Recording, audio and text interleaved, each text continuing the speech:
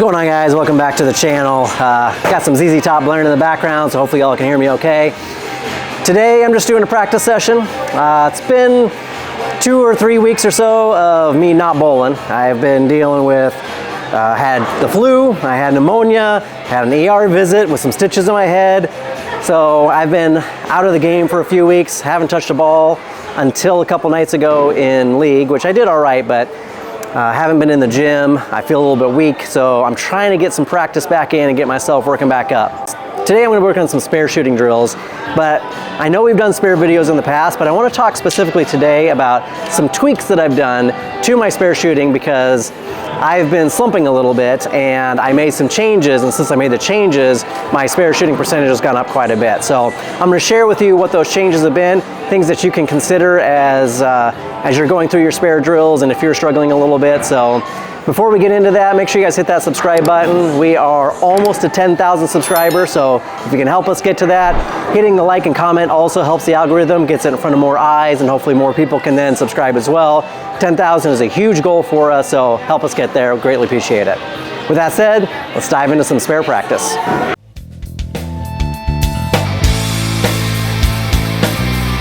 How'd you get to be so cool? If you guys watched the spare shooting practice video that we had several months ago, one of the things I talked about was the practice regimen that I do in terms of where I stand, where I target, and what my moves are for the different types of spares that I've got, especially when you're shooting the ball straight. Now, if you're on a house shot and you've got a left side spare if you're a right-hander, or a right side spare if you're a left-hander, and you want to hook at those spares, I'm all for it on a house shot. You're gonna have probably a higher percentage of pickup anyways because you got much more miss room, so I'm all for it. Unless it is you need to practice and shoot straight, but if you're gonna bowl in a lot of tournaments, you really need to practice shooting the ball straight. As I said, I had been going through a little bit of a slump period there shooting my 10 pins. I was missing a number of 10s, and on the left side, I was missing to the right, and then I would make a little adjustment, and then I would overcompensate and miss to the left, and so I needed something a little bit different. And if you remember from my videos, my 10-pin shot, I would stand at 31, and I would target around 18 at the arrows, and that was my shot for picking up 10 pins, and then all my other spares I would adjust off of that. So what I needed to do is, because I was missing that mark, I needed to figure out how can I be a little more consistent at hitting that mark. So I started to think about two things. Number one, I thought about the old Bozo show from WGN back in the day, and they had a game where they put a number of buckets out there, and the kid would have to stand at the line with a ping pong ball and throw the ball into the bucket. And almost always they would hit the first one, they'd hit the second one, maybe third. By the time they get to the fourth and fifth one, they have a harder time making it in the bucket. And it's just an idea that right here, it's really easy to hit what you're looking at. Down there, it's a little more difficult.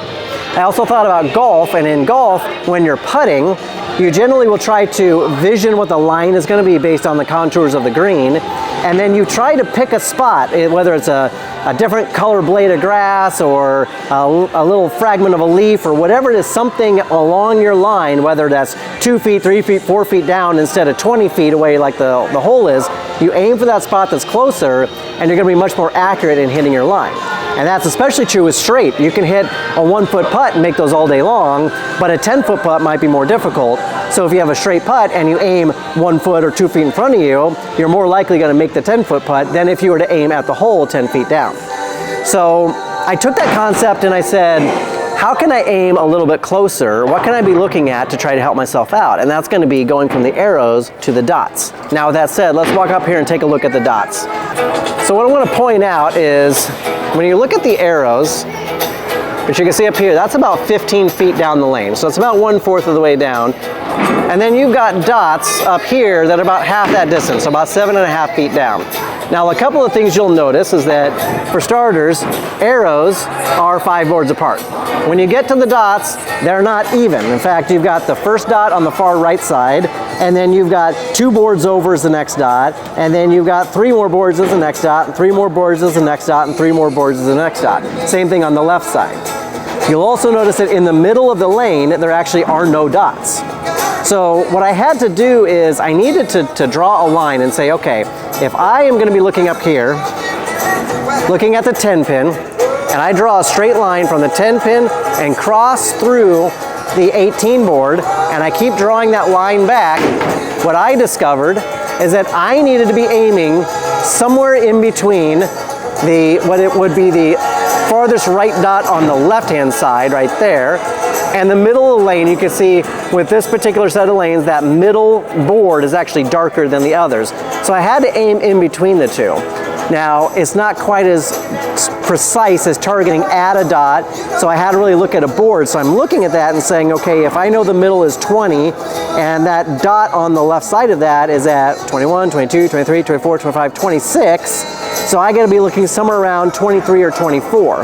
So that's what I look at, is I look probably about 2 to 3 boards to the right of that dot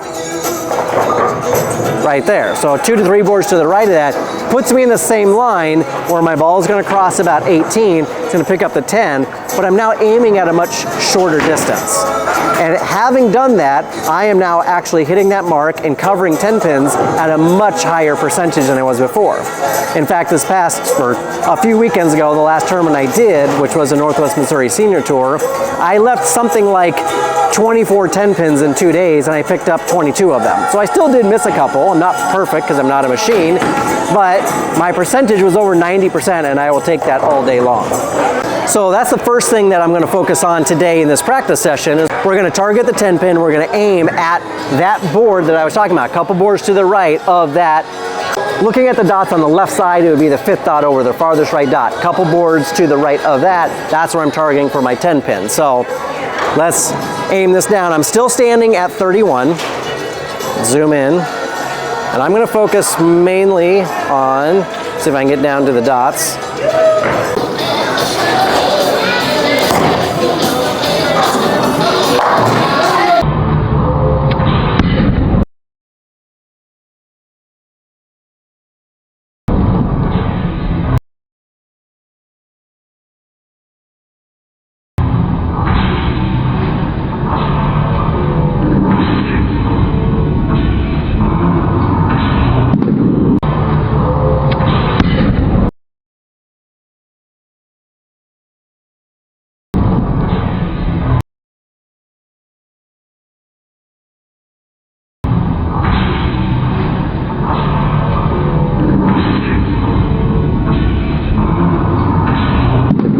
So on that shot, I hit that spot perfectly. I was right at 2 boards to the right of that dot.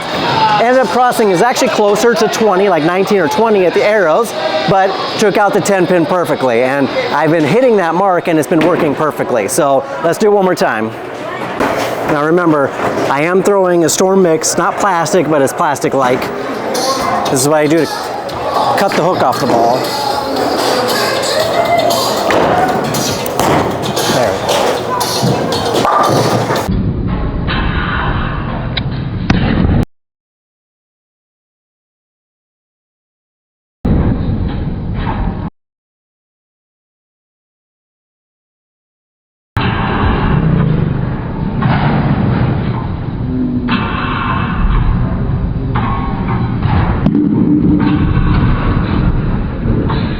So one of the challenges that has come into play with doing this is I have to now think about how does that affect my moves. If you remember from the video that we did previously, my moves were from my 10 pin shot, I was standing 31, aiming 18. I would move 1 board to the right if it was a 6-10. I would move a 2.5 boards right if it was a 6 pin by itself. I would move 4 boards right if it was a 3-10 baby split. I'd move 5 boards right if it was a 3-6-10. I would move 6 boards right if it was a 3 pin by itself. So these were the adjustments I would make, always aiming at 18. Now the problem with that is if you take a straight line and you put a pivot point at 15 feet down the lane out of a 60-foot line, when you go 1 board to the right, it has more than 1 board difference down lane. When you move that pivot point even further in from 15 feet to 7.5 feet, which is where the dots are, that 1 board move is now even greater than what the move was when I pivoted at the arrows. So that means if I'm looking at 2 boards right of that dot on the left side now, what that means is if I move 1 board to the right and I'm aiming at that same spot, I'm now going to miss farther left. And this became evident when I was shooting at 310 baby splits. I would make my 4-board move, but when I aimed for that same spot, I was hitting the 3-pin almost dead on, or at least a lot heavier, and was not covering the 310. So now I have to make a decision, are my moves smaller? Now the trick with that is if I move 1 board right for a 610, am I making a half board move, a quarter board move, a 3/4 board move? Like what am I, those are kind of weird moves. I can maybe go from a 4-board move to a 3-board move on some other things, but you start getting into half boards and quarter boards and it's a lot trickier. The other idea is that you can move your eyes a little bit, so now I can still move 1 board, but instead of aiming 2 boards to the right, maybe I'm aiming 2.5 boards to the right, slightly farther right to cover the same thing. That can be a little tricky as well. I like to be aiming at the same spot. But so I did have to make that difference, and I decided that I'm going to keep my moves the same. I move 1 board right for a 610, move 2.5 boards for a 6-pin. I still want to do that, but now I'm actually moving that spot at the dots. Instead of being 2 boards right, I'm making it 2.5, 3.5 boards. I'm making a little bit of adjustments in, and I have to go through practice and write down in my journal, what is my move? If I'm leaving a 6-pin and I'm moving 2.5 boards with my feet, what is the adjustment at the dots now as opposed to the adjustment at the arrows? So again, this is just what I have gone through. You might do it differently. And if you're left-handed, it's going to be the same thing. I want you to think about what are you aiming at as far as your dots or your arrows. If you decide to move into the dots, you now have to decide as you're adjusting for a 4-pin or for a 2-2-7 or a 2-4-7. What are those adjustments? Are you moving even further or less to the left? Are you adjusting where you're looking at near those dots? So those are adjustments that you have to figure out, write down, and make those appropriate adjustments. But it can be challenging. That's why we practice.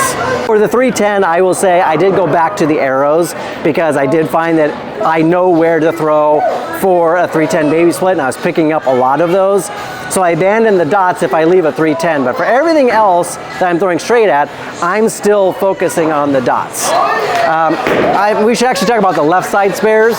So for me, as a right-hander going to left side, it was the same thing. So what I was doing for the left side, if you remember from the prior video, is now instead of changing my feet but keeping my spot at 18, what I was doing on the left side is I flip-flopped that. I would always stand with my left foot at 20 and I would change where I would target. So if I'm going for a 7-pin, I was going for in between 20 and 25. So somewhere around 23 is what I would aim at for a 7-pin. If it was a 4-7, I'm closer to throwing over, like I'm throwing maybe at 21.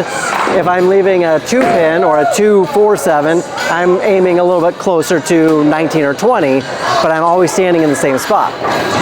Now, if I'm going to pull this back to the dots, I have to make that same kind of adjustment that I was making. So what I did is I would come up here knowing that if I'm shooting at the 7-pin, I would draw a line from the 7-pin all the way back, crossing at about 22 and a half. Okay, so that's right in between the 4th and 5th arrows. Right there. Okay, so 22 and a half. I draw that line straight back until I get to the dots, and I can see what I'm aiming at here is actually right about that center board. So that darkest middle board, there's actually a tiny little dot. It's not a filled in black dot, but there's a tiny dot that I can see on that center board. That's what I aim at now for my 7-pins. Now if it's a 4-7, I am actually keeping my feet in the same spot, still at 20, and I'm just going to aim 1 board to the right of that. So I'm making some minor adjustments to the right of that spot on the dots in order to pick up different spares. So let's take this back. Okay, so what we're going to be aiming for here now is I'm going to stand on 20. I'm going to be aiming right over that middle board at the dots.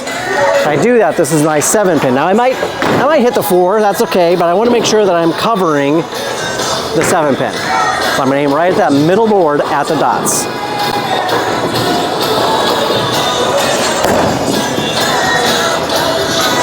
I just realized I threw my strike ball, not my plastic ball.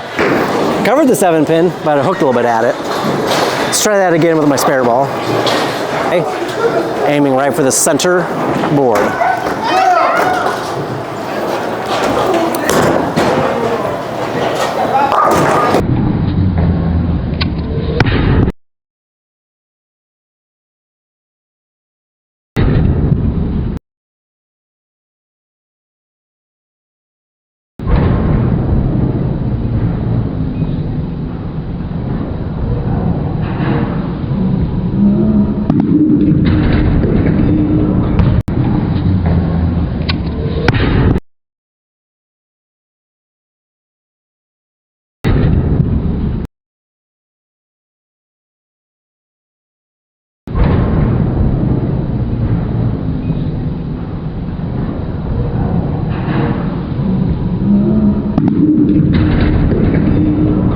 That would cover the 7 perfectly.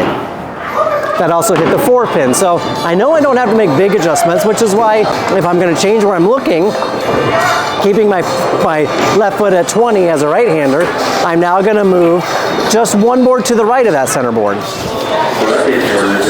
So my foot is going to start, left foot is at 20. I'm now going to aim at the dots, but I'm going to aim at the 19 board to cover the 4 pin.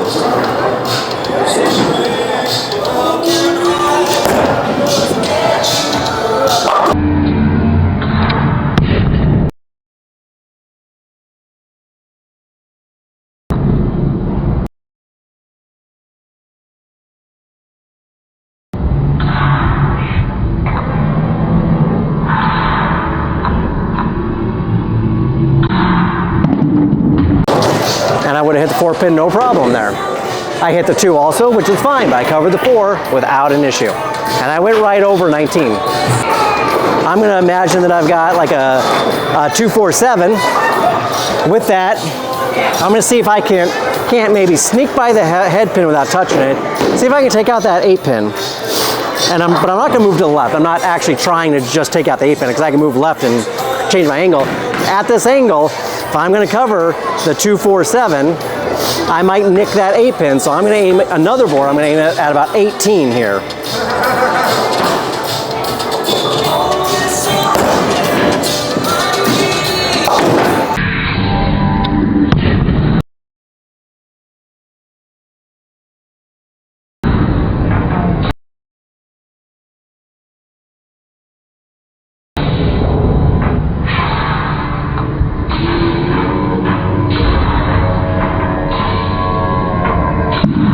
Just like that. So I talked about there were 2 things I was doing. In addition to changing my targeting from the arrows to the dots, the other thing I needed to focus on was squaring up my shoulders. So one of the things that I do is when I start, my shoulders are slightly, I'm not way open, but I'm slightly open if I'm starting for a strike ball. And when I go to throw the ball, I'm not a big sweeping, high arcing guy. Like I'm not a Pete Weber type that opens my shoulders way up. But I do open my shoulders somewhat. So my shoulders come open as I get to here and then close them as I'm releasing. Now when it comes to shooting at right side spares, that's usually not too much of an issue.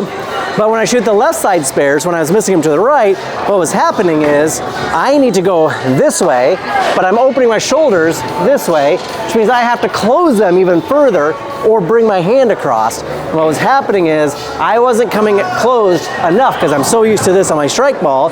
I was coming here and missing to the right. So then I would try to make an adjustment and close my shoulders more, and I'd overcompensate and pull that ball left and miss to the left of left side spares as a right-hander. Again, everything's opposite for a lefty. So if you're a lefty, you know, your shoulder's gonna open up. If you wanna hit something on the right side, like a 10 pin, you gotta close your shoulders up or bring your arm across. So what I really wanted to focus on is I started to think about who is the best spare shooter probably in the history of the game. Arguably, it's Walter Ray Williams Jr. He's known as Deadeye because he is very accurate. Now, one of the reasons he's accurate is because he's a horseshoe player, and as a horseshoe player, your shoulders are square. You don't see horseshoe players open their shoulders and then throw the horseshoe. They're very squared, shoulders are squared, and they're here, and then they throw the horseshoe. Same thing if you're playing bags or cornhole, you're typically going to keep your shoulders a little more closed. They might open slightly, but you can keep them more closed, and you're going to throw the bag because you want to keep everything perfectly straight. You're not trying to hook a horseshoe, you're not trying to spin the bag, you're trying to throw it dead straight in a line in order to hit the ringer or to hit the hole in the cornhole. So I started to think about that, and when you watch Walter Ray bowl, Walter Ray is very square when he bowls. That's how he keeps everything so much on line. So when I'm shooting at my left side spares, I thought I need to go from opening my shoulders to close my shoulders. So I get up here, line up, boom, I turn my shoulders and close them, and then I really think to myself, I want like a horseshoe style throw. So when I get up there, when I start my approach, I don't come here, I'm trying to keep the shoulders right here. right? I'm trying to keep everything forward, right here, boom, right to my line. So I am really trying to square up and focusing on keeping the shoulders straight the whole way. I then incorporate that even on right side spare. So as I'm going to 10 pins, I go to 10 pins and I will turn my shoulders to angle the direction toward the 10 pin that I want. And then I focus on the same thing. Very square, right here, square, right at my mark to try to cover the 10 pin.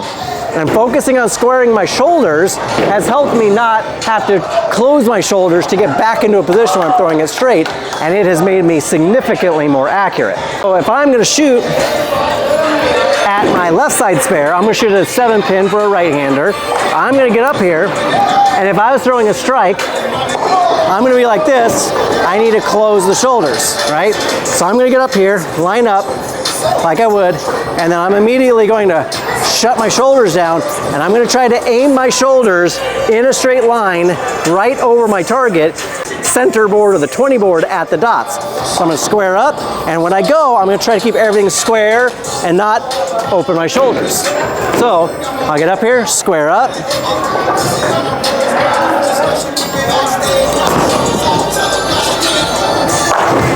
And that's how I'm trying to keep everything right on line. I'm not saying that you should go to the dots automatically. This is, if you're an arrows person and you hit the arrows really good, stick with the arrows if that's what you're good at. But if you're slumping, if you're struggling hitting your spares, consider possibly practicing moving up to the dots and seeing, are you more accurate at hitting what you're targeting, what you're aiming at. Now, you may have to play around with where am I standing, what am I aiming at, but get that down. But are you more consistent at hitting what you're looking at and throwing the ball straight and picking up those spares? So that's something you can try. But the other thing is really, especially if you are somebody who opens up wide, work on squaring up the shoulders, keeping everything as straight in line as you can. That may keep things more in line for you and more consistently hitting your target. So hopefully that helps. I'm going to keep practicing for a while because I've got some tournaments coming up. I want to be really sharp at my spare shooting. So I'm going to keep going, but hopefully this helps you guys out. Make sure you hit that subscribe button if you haven't already. Comment, like, all that stuff helps. And reach out if you got any questions. And we greatly appreciate you guys watching, and we'll see you at the next video.